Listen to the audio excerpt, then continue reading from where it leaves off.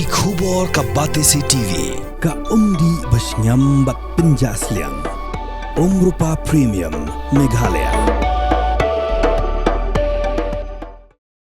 Kibahayang asam berkikimi kipajong kisamla kibapuli he East West College kabaron hanong ba Bangalore Karnataka ki ong bakalong kabasngan. Kajing pinpajong kibahayang asam ya kajing shingan jong kanika college kalong hadin ba kilalay hi daladi ban jurib ya ka jinglong jingman jong kanika college. Nakabanta ki jingtip ki ba kambanya pila ban mi haga office rekam jong ka good shepherd kabaron halashmia shillong. Ngadai bahayang jong iway student mapuli nursing ha East West College de katkum kajing tu jong i kanika college kalong kababiang kadon ru ki hostel ki babiang de kanika college mata kala adon sang posnem kinong kai ru kidon kilong ki babiang de kanika college kalong kabasef ya ki kena de ki bapa pulih kanika college hila banwan ni kanika good shiford kabadon hang ni ha lecturer de tang kita kijing pendiam accomplishment kuat banyak tu kun jangan like Malaysia Bangalore East West Group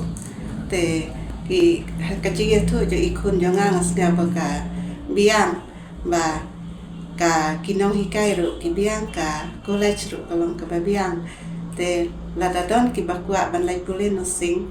te subha banwan cha po shillong ka don ka office shillong de ikeme so ikon mapule sa tish pa East de ha kajing shem so ikon janga de la ka biang ni janga sa ti kajing pule ata si principal ilang ba biang ata kinai kai ro hide ba experience de gumna ka kemeru anya na po sa ti ba ni po ikon de nga shem ba ko dat ba biang ba ka nak ba isingan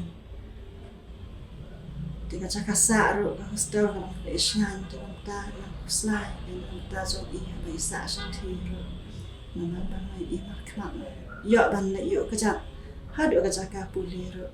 teng lai kendu ri principal trong East West College de ni na yo ban ya keren ba I ro a snau tanna I kentien ba mi na I ro ka jing batai trong I sapang kajing long college pang di long kai ham tu nak ta shu na lor ba kan ni college class ya mentara san post nam de kalong ka ba biang sha ban pa kun ni jong sa ti de tan pam ta